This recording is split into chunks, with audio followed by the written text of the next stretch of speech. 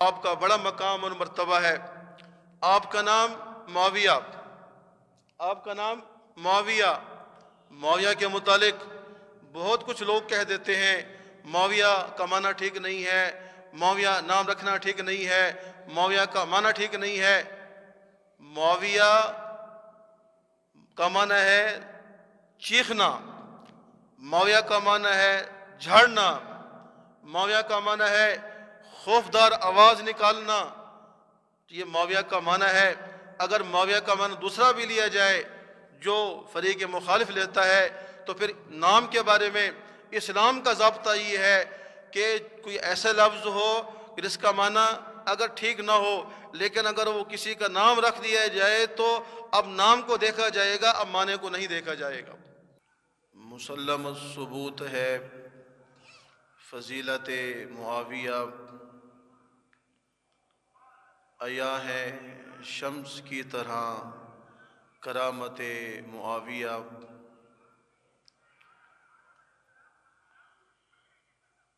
معاویہ کے پیار سے ہمارا بیڑا پار ہے،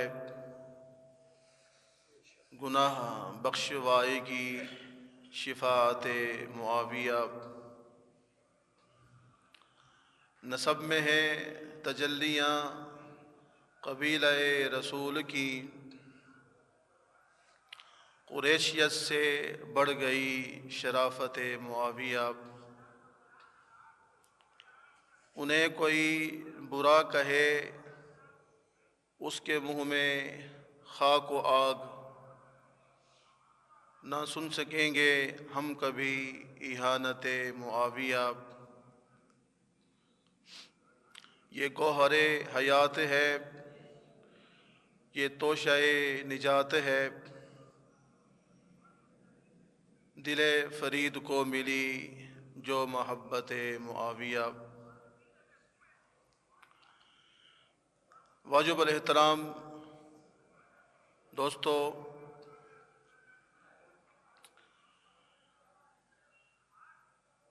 یہ مہینہ رجب کا ہے اور ماہ رجب میں اسلامی نظریات کے مطابق اور اسلامی نقطۂ نظر کے مطابق بہت سارے واقعات رونما ہوئے، جن میں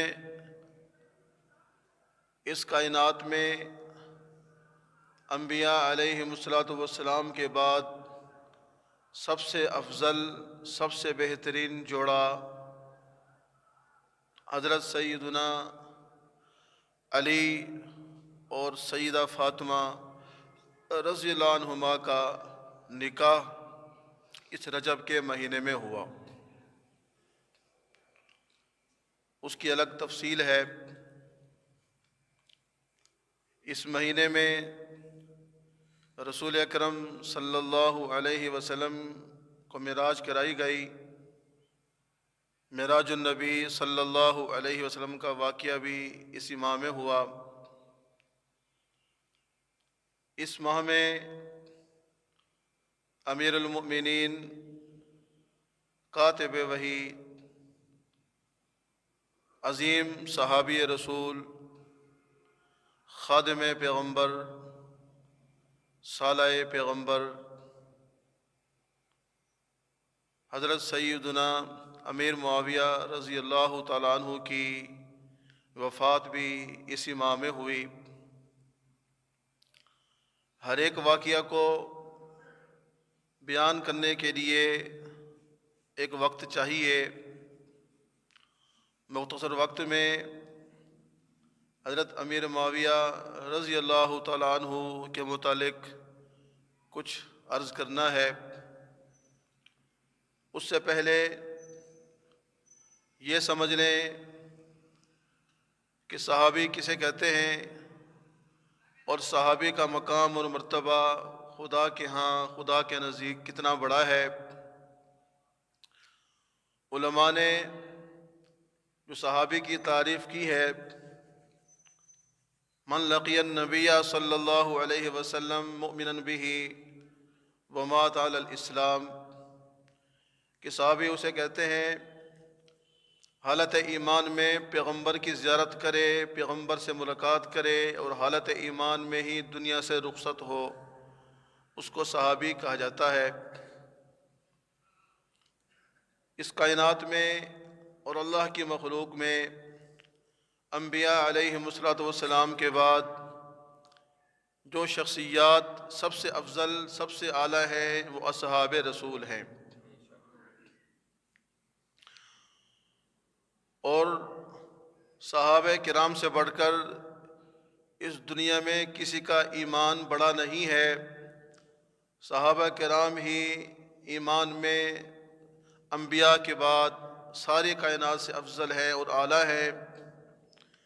اس لیے صحابی کے عمل کو بہت قوی اور طاقتور احادیث میں بتایا گیا ہے۔ ایک حدیث میں میرے نبی نے ارشاد فرمایا، میرا ایک صحابی ایک مد یا آدھا مد جو کا یا گندم کا خدا کی راہ میں خرچ کرے، اور غیر صحابی احد پہاڑ کے برابر سونا خرچ کرے، تو میرے صحابی کا ایک مد خرچ کیا ہوا غیر صحابی کے احد پہاڑ کے برابر سونا خرچ کرنے سے افضل ہے۔ یہ اسی ایمان کی طاقت ہے کہ جتنا ایمان قوی ہوتا ہے اتنا عمل مضبوط ہوتا ہے، اتنا عمل قوی ہوتا ہے۔ دوسری حدیث میں پاک پیغمبر نے ارشاد فرمایا، میرا ایک صحابی ایک گھڑی قیام کرے اور ایک گھڑی 20 سے 30 منٹ کی ہوتی ہے، میرا صحابی ایک گھڑی قیام کرے اور غیر صحابی ساری زندگی عبادت کرتا رہے، تو غیر صحابی کی ساری زندگی کی عبادت میرے صحابی کی ایک گھڑی کی عبادت کا مقابلہ نہیں کر سکتی۔ اور ایک اور حدیث میں یہ ارشاد ہے کہ صحابی نبی کے ساتھ جس جنگ میں شریک ہوا، اس جنگ کی جو گرد و غبار اڑی، جو صحابی کے جسم پر یا کپڑے پر پڑی، تو یہ صحابی کا اتنا بڑا عمل ہے کہ غیر صحابی کو عمر نوح دے دی جائے اور وہ عمر نوح میں عبادت کرتا رہے، اس کی عمر نوح کی عبادت بھی میرے صحابی کے اس عمل کے کہ نبی کے زمانے میں نبی کے ساتھ نبی کے معیت میں جو غرد و غبار اس کے کپڑے پر پڑی ہے، اس کا جو ثواب نبی کو صحابی کو ملا ہے وہ غیر صحابی کو اتنا ثواب نہیں مل سکتا۔ اور ایک بات صحابہ کرام کے متعلق یہ سمجھیے کہ صحابیت کو دیکھنا ہو تو قرآن میں دیکھا جائے، تاریخ میں نہ دیکھا جائے۔ صحابہ قرآن میں جو کچھ صحابہ کرام کو بتلایا گیا، کہا گیا، صحابہ کرام قرآنی شخصیات ہیں، صحابہ کرام تاریخی شخصیات نہیں ہیں۔ اس لیے قرآن نے جو صحابہ کرام کے بارے میں کہا بس وہی حرف آخر ہے، اس کے بعد تاریخ جو کچھ کہتی ہے کہتی رہے۔ صحابہ کرام کے بارے میں قرآن نے کہہ دیا وَكُلًّا وَعَدَ اللَّهُ الْحُسْنَىٰ، اللہ نے ان صحابہ کرام کو جو فتح مکہ سے پہلے مسلمان ہوئے، جو فتح مکہ کے بعد مسلمان ہوئے، تمام صحابہ کرام کی جماعت کو اللہ نے یہ کہہ دیا وَكُلًّا وَعَدَ اللَّهُ الْحُسْنَىٰ کہ ہم نے سب سے جنت کا وعدہ کر دیا ہے۔ اس میں کوئی تخصیص نہیں، فلاں کو نکالو، فلاں کو نکالو، فلاں کو نکالو، یہ قرآن کی نص ہے۔ قرآن نے تمام صحابہ کرام کو جنتی کہا ہے۔ قرآن صحابہ کرام کے بارے میں یہ کہتا ہے تو صحابہ کرام قرآنی شخصیات ہیں، صحابہ کرام تاریخی شخصیات نہیں ہیں۔ اور قرآن نے کہا رضی اللہ عنہم کہ اللہ ان سے راضی ہو گیا۔ حدیث میں آتا ہے اہل جنت جب جنت میں پہنچ جائیں گے ان کو جنت کی تمام نعمتیں دے دی جائیں گی۔ اللہ پاک کی طرف سے اعلان ہوگا کہ اہل جنت تمہیں سب کچھ مل گیا۔ وہ کہیں گے اے اللہ ہمیں سب کچھ مل گیا ہے۔ اللہ پاک کہیں گے کچھ اور بھی دوں؟ تو جنتی کہیں گے اور ہمیں کیا چاہیے؟ ہمیں جنت مل گئی، اس کی نہریں مل گئیں، حوریں مل گئیں، باغات مل گئے، پھل مل گئے، جنت کی ساری خوشیاں ہمیں مل گئیں، اس کے سوا ہمیں اور کوئی کیا چاہیے؟ تو اللہ پاک کہے گا جنت کی سب سے بڑی نعمت وہ میری رضا ہے، جاؤ میں تم سے راضی ہو گیا، آج کے بعد تم سے میں کبھی ناراض نہ ہوں گا۔ یہ جنت کی سب سے بڑی نعمت اللہ کی رضا۔ قرآن جائیے اصحاب محمد پر کہ جو اللہ کی سب سے بڑی نعمت تمام انسانوں کو جنت میں دی جائے گی، اللہ پاک نے وہ نعمت اصحاب رسول کو دنیا میں دے دی ہے اور کہہ دیا کہ میں ان سے راضی ہو گیا۔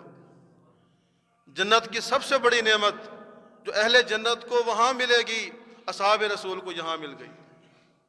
تو اس لیے صحابہ کرام قرآنی شخصیات ہیں، صحابہ کرام تاریخی شخصیات نہیں ہیں۔ یہ نہ دیکھا جائے کہ فلاں تاریخ میں یہ لکھا ہوا، فلاں تاریخ میں یہ لکھا ہوا۔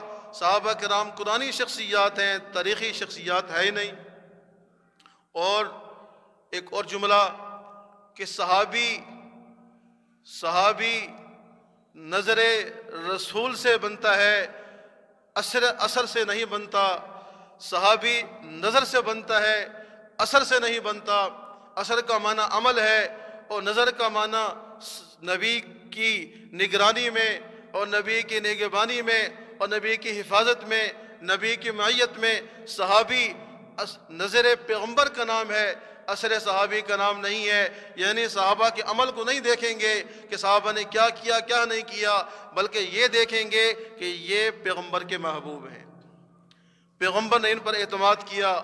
اور ایک اور جملہ جو عیسائی مورخین نے لکھا ہے، کیا خوب لکھا عیسائیوں نے یہ لکھا ہے ان کے مورخین نے، اے کاش اصحاب عیسیٰ، اے کاش عیسیٰ علیہ السلام کو جو صحابہ ملے کاش وہ اصحاب محمد ہوتے۔ اگر اصحاب محمد جیسے صحابہ عیسیٰ علیہ السلام کو ملتے تو عیسائی دین کبھی مٹ نہ سکتا۔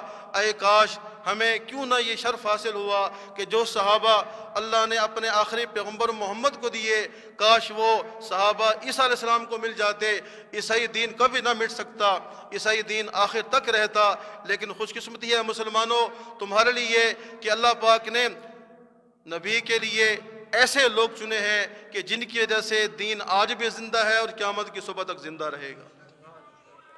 یہ صحابہ کرام کا ہمارے اوپر احسان ہے۔ اور کوئی اپنے محسن کو بلا سکتا ہے، کوئی اپنے محسن کے بارے میں نازیبا الفاظ استعمال کر سکتا ہے، تو صحابہ کرام محسن امت ہیں۔ اور ایک اور مورخ نے لکھا جیسے مخلوق کے درمیان اللہ اور مخلوق کے درمیان پیغمبر واسطہ ہوتا ہے، ایسے ہی نبی اور امت کے درمیان صحابی واسطہ ہے۔ جیسے پیغمبر اللہ سے دین لے کر مخلوق کو پہنچاتا ہے، ایسے صحابہ نے نبی سے دین لے کر امت کو پہنچا دیا۔ تو جیسے اللہ اور اس کی مخلوق کے درمیان رسول واسطہ دین پہنچانے کا ہوتا ہے، ایسے ہی امتی اور نبی کے درمیان دین پہنچانے کا واسطہ صحابہ ہیں۔ آج ہمارے پاس قرآن ہے، یہ صدقہ صحابہ ہے۔ ہمارے پاس اسلام ہے، یہ صدقہ صحابہ ہے۔ ہمارے پاس آج وضو ہے، یہ صدقہ صحابہ ہے۔ ہمارے پاس نماز ہے، یہ صدقہ صحابہ ہے۔ ہمارے پاس روزہ ہے، یہ صدقہ صحابہ ہے۔ ہمارے پاس یہ جتنی بھی نعمتیں ہیں یہ سب صدقہ صحابہ تو ہیں۔ تو صحابہ کرام کو درمیان سے ہٹا دیا جائے تو کچھ بچتا نہیں ہے۔ تو یہ صحابہ کرام کی عظمت ہے، صحابہ کرام کا مقام ہے۔ انہی صحابہ کرام میں سے ایک شخصیت حضرت سیدنا امیر معاویہ ہیں رضی اللہ تعالیٰ عنہ۔ آپ کا بڑا مقام اور مرتبہ ہے۔ آپ کا نام معاویہ، آپ کا نام معاویہ۔ معاویہ کے متعلق بہت کچھ لوگ کہہ دیتے ہیں معاویہ کا معنی ٹھیک نہیں ہے، معاویہ نام رکھنا ٹھیک نہیں ہے، معاویہ کا معنی ٹھیک نہیں ہے۔ معاویہ کا معنی ہے چیخنا، معاویہ کا معنی ہے جھاڑنا، معاویہ کا معنی ہے خوفدار آواز نکالنا، یہ معاویہ کا معنی ہے۔ اگر معاویہ کا معنی دوسرا بھی لیا جائے جو فریق مخالف لیتا ہے، تو پھر نام کے بارے میں اسلام کا ضابطہ یہ ہے کہ کوئی ایسا لفظ ہو جس کا معنی اگر ٹھیک نہ ہو، لیکن اگر وہ کسی کا نام رکھ دیا جائے تو اب نام کو دیکھا جائے گا، اب معنی کو نہیں دیکھا جائے گا۔ معاویہ کا جو معنی بھی ہو، جب یہ نام پڑ گیا اب اس معنی کو نہیں دیکھا جائے گا، اب نام کو دیکھا جائے گا۔ آپ کہیں گے اس کی مثال دے دو، تو مثال یہ ہے عباس۔ عباس حضرت نبی پاک صلی اللہ علیہ وسلم کے چچا ہیں عباس۔ اب عباس کا اگر معنی دیکھا جائے تو عباس کا معنی ہوتا ہے منہ چڑھانا، عباس کا معنی ہوتا ہے تیوری چڑھانا، عباس کا معنی ہوتا ہے ماتھے پر بل لے کر آنا، یہ عباس کا معنی ہے۔ اگر معنی کو دیکھا جائے تو پھر عباس نام رکھنا ٹھیک نہیں ہے۔ اس لیے اسلام کا اصول یہ ہے، اگر کوئی لفظ ایسا ہو جس کا معنی اگرچہ تمہاری نگاہ میں صحیح نہ ہو، لیکن اگر وہ نام پڑ جائے تو اس معنی کو چھوڑ دیا جاتا ہے، اب صرف نام ہی رہ جاتا ہے، اس لیے عباس نام رکھا گیا۔ جعفر کا معنی ہوتا ہے اونٹ، اگر جعفر کو اون معنی کو دیکھا جائے تو کوئی یہ کہے گا اونٹ آ رہا ہے، اس لیے جب جعفر نام رکھ دیا گیا اب معنی کو چھوڑ دیا جائے گا۔ ایسے ہی اگر معاویہ کا معنی جو بھی ہو، لیکن جب نام پڑ گیا تو اب معنی کو نہ دیکھا جائے گا، اب صرف نام کو دیکھا جائے گا۔ اور معاویہ اللہ کے نبی کے زمانے کے، اللہ کے نبی کے صحابہ کرام 17 صحابہ کرام ایسے ہیں کہ جن کا نام معاویہ ہے، اور اللہ کے نبی کی عادت تھی کہ آپ کے سامنے کوئی نام پیش ہوتا، اگر وہ نام ٹھیک نہ ہوتا تو اللہ کے نبی اس کو تبدیل فرما دیتے تھے، اس کو بدل دیتے تھے کہ یہ معنی ٹھیک نہیں ہے، یہ نام ٹھیک نہیں ہے۔ اللہ کے نبی کے سامنے نام آیا آسیہ، سواد کے ساتھ آئین کے ساتھ، آپ نے کہا اس کا معنی نافرمان، اس کو چھوڑو، یہ معنی چینج کرو۔ آپ نے رکھا جمیلہ، تو جمیلہ ہے، آسیہ نہیں ہے۔ ایک دوسرا نام آیا حزن کا معنی غم، آپ نے کہا تو سہل ہے، غم نہیں ہے، تیرا نام سہل ہے، آپ نے سہل نام رکھا۔ حضرت حسن پیدا ہوئے، نام کیا حرب، نہیں حسن رکھو۔ حسین پیدا ہوئے، نام کیا رکھا حرب، نہ فرمایا حسین رکھو۔ محسن پیدا ہوئے، نام کیا رکھا گیا حرب، نہیں حسین رکھو، نہیں محسن رکھو۔ اللہ کے نبی کے سامنے نام آتے تھے، ایک نام آیا عبد الشر، آپ نے کہا نہیں تو عبد الخیر ہے۔ تو جو نام آپ کے سامنے آتے تھے اگر غلط ہوتے اللہ کے رسول ان کو تبدیل فرما دیا کرتے تھے۔ معاویہ 17 صحابہ کے نام کے نام معاویہ ہیں، اگر لفظ معاویہ اور اسم معاویہ غلط ہوتا اللہ کے پیغمبر تبدیل فرما دیتے۔ جب آپ تبدیل نہیں کر رہے تو معلوم یہ ہوا کہ معاویہ نام بھی ٹھیک ہے، اس کا معنی بھی ٹھیک ہے۔ اور حضرت علی کا شاگرد ہے معاویہ بن صعصع، علی کے شاگرد کا نام معاویہ، اور حضرت علی کا بڑے بھائی جعفر طیار کا پوتا ہے معاویہ بن عبداللہ بن جعفر طیار، تو حضرت جناب علی کا پوتا ہوا، اور آپ کے بڑے بھائی جعفر طیار کا پوتے کا نام معاویہ۔ اور حضرت جعفر صادق کے 2 شاگرد ہیں، ان کا نام معاویہ، ایک کا نام معاویہ بن سعید ہے، ایک کا نام معاویہ بن سلمہ ہے۔ تو یہ اللہ کے نبی بھی نام رکھ رہے ہیں معاویہ، اور آپ کے علی بھی نام رکھ رہے ہیں معاویہ، اور آپ کے اہل بیت کے اندر بھی نام معاویہ چل رہا ہے۔ معلوم یہ ہوتا ہے کہ معاویہ نام رکھنا بھی ٹھیک ہے، اس کا معنی بھی ٹھیک ہے۔ آپ کے والد کا نام ابو سفیان، آپ کی والدہ کا نام ہندا، یہ دونوں فتح مکہ کے موقع پر 8 ہجری میں مسلمان ہوئے۔ جناب سیدنا امیر معاویہ یہ صلح حدیبیہ کے بعد 6 ہجری اور 7 ہجری کے درمیان مسلمان ہوئے، اور پھر اسلام کا اظہار فرمایا۔ فتح مکہ کے موقع پر آپ فرمایا کرتے تھے اظہر تو اسلامی، فتح مکہ کے موقع پر میں نے اسلام کو ظاہر فرمایا۔ فرحب علی، جب میں آیا تو اللہ کے رسول نے مجھے مرحبا کہا، مجھے مرحبا کہا۔ جناب امیر معاویہ رضی اللہ تعالیٰ عنہ عظیم صحابی ہیں، عظیم شخصیات ہیں۔ آپ کا تعلق قبیلہ بنو امیہ کے ساتھ ہے، اللہ کے رسول کا تعلق قبیلہ بنو ہاشم کے ساتھ ہے۔ قبیلہ بنو امیہ، قبیلہ بنو ہاشم، یہ دونوں قبیلے ایک دوسرے کے ساتھ تعلق رکھتے تھے، ان میں رشتہ داریاں تھیں، ان میں تعلقات تھے، آپس میں محبتیں تھیں، آپس میں پیار تھے۔ چند رشتے آپ کے سامنے رکھنا چاہتا ہوں۔ اللہ کے نبی کے ساتھ جناب معاویہ کا پہلا رشتہ امتی اور نبی کا رشتہ ہے۔ جناب امیر معاویہ امتی ہیں، اللہ کے پیغمبر آپ کے نبی ہیں، یہ پہلا رشتہ ہے۔ دوسرا رشتہ یہ ہے برادر نسبتی کا کہ حضرت امیر معاویہ اللہ کے پیغمبر کے صالح ہیں، اللہ کے نبی ان کے بہنوئی ہیں، یہ قریبی رشتہ ہے، قریبی تعلق ہے۔ تیسرا تعلق اور تیسرا رشتہ معاویہ کا نبی کے ساتھ یہ ہے، دونوں ہم زلف ہیں کہ اللہ کے نبی کے نکاح میں ایک عورت ہے جن کا نام ام سلمہ ہے، یہ اللہ کے نبی کی زوجہ ہیں، ازواج مطہرات میں سے ہیں۔ ان کی دوسری بہن ہے جن کا نام ہے قریبۃ الصغریٰ، یہ دونوں بہنیں ہیں۔ ایک بہن اللہ کے نبی کے نکاح میں ام سلمہ، دوسری بہن قریبہ صغریٰ امیر معاویہ کے نکاح میں ہے۔ یہ دونوں بہنیں دو شخصوں کے نکاح میں ہیں، یہ ہم زلف کہلاتے ہیں، یہ سانڈو کہلاتے ہیں، یہ قریبی رشتہ ہے۔ اور چوتھا رشتہ جناب امیر معاویہ کا اللہ کے نبی کے خاندان سے یہ ہے، جناب امیر معاویہ کی ایک بہن ہے جن کا نام ہے میمونہ۔ یہ میمونہ والدہ ہیں لیلا کی، اور لیلا یہ بیوی ہیں جناب حسین ابن علی کی۔ علی اکبر جو شہید کربلا ہیں ان کی والدہ کا نام لیلا ہے، یہ لیلا بیٹی ہے میمونہ کی، میمونہ بیٹی ہے ابو سفیان کی، جناب امیر معاویہ کی بہن ہے۔ تو اندازہ لگائیے جناب حسین کی جو ساس ہیں میمونہ، یہ امیر معاویہ کی ہمشیرہ ہیں، ابو سفیان کی بیٹی ہیں۔ اور پانچواں رشتہ یہ ہے حضرت معاویہ کی دوسری بہن ہے جن کا نام ہے ہندہ۔ یہ ہندہ اللہ کے نبی کے چچے زاد بھائی حارث بن نوفل کے نکاح میں ہیں۔ یہ قریبی رشتے ہیں، یہ تعلق داری ہیں، یہ رشتے، یہ تعلق داریاں، یہ آپس کے نکاح، یہ محبت کی علامات ہیں، یہ دشمنی کی اور بغض کی علامتیں نہیں ہیں۔ جناب امیر معاویہ کا کیا مقام اور مرتبہ ہے، آپ پر خوف خدا کا ایسا غلبہ طاری تھا، آپ پر خوف خدا کا ایسا غلبہ طاری تھا۔ آپ اپنے امارت میں اور خلافت میں ایک دن آپ نے خطبہ دیا اور کہنے لگے یہ مال میرا اور مال غنیمت میرا۔ کسی نے کچھ اعتراض نہ کیا۔ اگلے جمعے پھر کہا یہ مال میرا اور مال غنیمت میرا، کسی نے اعتراض نہیں کیا۔ تیسرے جمعہ پر آپ نے کہا یہ مال میرا اور مال غنیمت میرا۔ ایک جوان کھڑا ہوا، اس نے کہا امیر المؤمنین یہ آپ نے کیسے بات کہہ دیے، یہ مال بھی ہمارا ہے اور یہ غنیمت بھی ہماری ہے، اگر ہمارے درمیان اور مال کے درمیان آپ آ گئے ہم تلوار لے کر تمہارے سامنے کھڑے ہو جائیں گے۔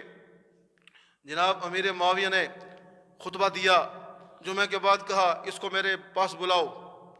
لوگوں نے سمجھا آج اس کی خیر نہیں ہے، آج اس کو قتل کر دیا جائے گا کہ یہ خلیفۃ الرسول کے خلیفہ کے سامنے کھڑا ہو گیا اور اعتراض کر دیا۔ لوگ ساتھ چل پڑے، آپ اپنے تخت پر جا کر بیٹھے۔ آپ نے کہا یہ وہ شخص ہے اس نے مجھے زندہ کر دیا ہے، یہ وہ شخص ہے اس نے مجھے زندہ کر دیا ہے۔ کیوں؟ میرے پیغمبر نے کہا کہ ان قریب ایسے حکمران آئیں گے کہ ان کی بات پر لوگ لبیک لبیک کہیں گے، سر جھکا کر بیٹھیں گے، اور وہ غلط کہہ رہے ہوں گے تب بھی کہیں گے ٹھیک ہے ٹھیک ہے ٹھیک ہے۔ فرمایا کہ ایسے حکمران کہ جن کے اوپر اعتراض نہ کیا جائے، ایسے حکمران جہنم میں ایسے گریں گے جیسے پھول کی پتیاں نیچے گرتی ہیں، ایسے جہنم کے اندر گرتے چلے جائیں گے۔ جب پہلی مرتبہ میں نے یہ کہا کہ مال میرا اور غنیمت میری، کسی نے اعتراض نہ کیا، میں ڈر گیا کہ میں کہیں انہی لوگوں میں سے نہ ہوں۔ دوسرے جمعے پر کہ جب میں نے یہ کہا کسی نے اعتراض نہ کیا، یقین ہو گیا کہ میں بھی انہی لوگوں میں سے ہوں۔ جب تیسری مرتبہ آپ نے اعتراض کر دیا، مجھے اطمینان ہو گیا، سکون ہو گیا کہ میں ان لوگوں میں سے نہیں۔ آپ پر ایسا خوف خدا کا غلبہ طاری تھا۔ اور جناب امیر معاویہ وہ شخصیت ہیں کہ حضرت عمر بن خطاب جیسا آدمی، آپ نے ان کو لاجواب کر دیا۔ جب آپ شام کے حکمران تھے تو آپ نے اپنے لیے اچھا لباس بنایا ہوا تھا اور جبہ کبہ پہنتے تھے، اور آپ کی کلینیں بڑی اچھی اعلیٰ قسم کی تھیں، دربار میں اعلیٰ قسم کے پردے لٹکے ہوئے تھے اور دربان کھڑے تھے اور باڈی گارڈ بہت کھڑے رہتے تھے۔ جناب فاروق اعظم کا علم ہوا، آپ نے بلوا لیا، معاویہ کو بلوا لیا آپ نے پاس۔ معاویہ میں نے سنا ہے کہ تو عیش و آرام سے رہتا ہے، اعلیٰ قسم کے کپڑے پہنتا ہے اور تیرے پاس دربان بہت زیادہ ہیں اور تو اچھی کلینیں بچھاتا ہے اور تو نے پردے لٹکائے ہوئے ہیں، یہ کیوں کیا ہے تو نے؟ جناب امیر معاویہ نے کہا امیر المؤمنین میں جس علاقے میں رہتا ہوں اس کے ساتھ کفار کا علاقہ ہے، وہ ان قریب ہمارے اوپر حملہ کرتے ہی رہتے ہیں، وقتاً فوقتاً اگر میں ایسے غریب اور ایسے یتیم اور مسکین بن کے رہوں، اگر اپنے پاس میں باڈی گارڈ نہ کھڑے کروں، اگر اعلیٰ قسم کی قلینیں نہ بچھاؤں، ان کے دل میں رعب نہ پڑے گا، وہ سمجھیں گے شاید یہ مسکین غریب ہیں، ان پر حملہ کرو اور انہیں قتل کر دو، ان کو ختم کر دو۔ یہ اس لیے کرتا ہوں اسلام کی عظمت کے لیے، اسلام کی شوکت کے لیے، اسلام کی قوت کے لیے، تاکہ اسلام کا دبدبہ ان کے ذہن میں رہے، اسلام کی شان و شوکت ان کے دل میں رہے، ان کے ذہن میں رہے۔ جناب عمر فاروق نے کہا معاویہ تو ٹھیک کرتا ہے۔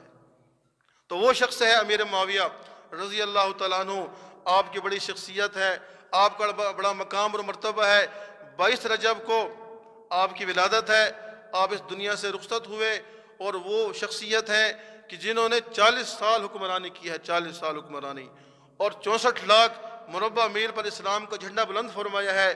وہ شخص ہیں جناب امیر معاویہ رضی اللہ عنہ، جن کے بارے میں پیغمبر نے کہا اللہم علم معاویہ الکتاب والحساب وقل عذاب، اے اللہ معاویہ کو علم کتاب دے، اے اللہ معاویہ کو علم حساب دے، اے اللہ معاویہ کو عذاب سے بچا دے۔ اور اللہ کے پیغمبر نے فرمایا اللہم املیہ علما و حلما، اے اللہ معاویہ کے پیٹ کو علم سے بھر دے، معاویہ کے پیٹ کو حلم سے بھر دے۔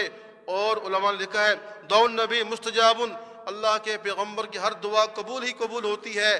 آپ کی دعائیں ساری کی ساری جناب امیر معاویہ کے حق میں قبول ہوئیں۔ اللہ نے علم بھی دیا، اللہ نے حلم بھی دیا، اللہ نے علم کتاب بھی دیا، علم حساب بھی دیا، اور انشاءاللہ قیامت کے دن بھی معاویہ کو عذاب سے بچا کر اس کو سرخرو فرمائیں گے کہ اللہ کے نبی نے فرمایا معاویہ جب قیامت کے دن قبر سے اٹھے گا، اس کے جسم پر نور ایمان کی چادر ہوگی، نور ایمان کی چادر ہوگی۔ اور جناب علی فرمایا کرتے تھے لا تقولوا الا خیرا، لوگو معاویہ کے بارے میں کچھ نہ کہو، کیوں؟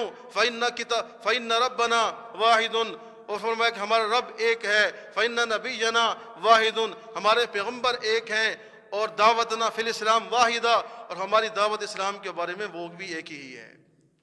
اور صحابہ کرام کے بارے میں یہ ہے کہ ان کے ظاہری اختلافات ہوں، ان کا باطن سب کا برابر ہی تھا، سب کا باطن ٹھیک ہی تھا۔ تو 22 رجب کو جناب امیر معاویہ کی وفات ہے۔ اس دن میں کچھ لوگ ایک رسم کرتے ہیں جس کو رسم کونڈا کہا جاتا ہے، اور مزے کی بات ہے لفظ کونڈا یہ ہندی کا لفظ ہے، ہندو زبان کا لفظ ہے، اس کا تعلق نہ عربی کے ساتھ ہے نہ فارسی کے ساتھ ہے۔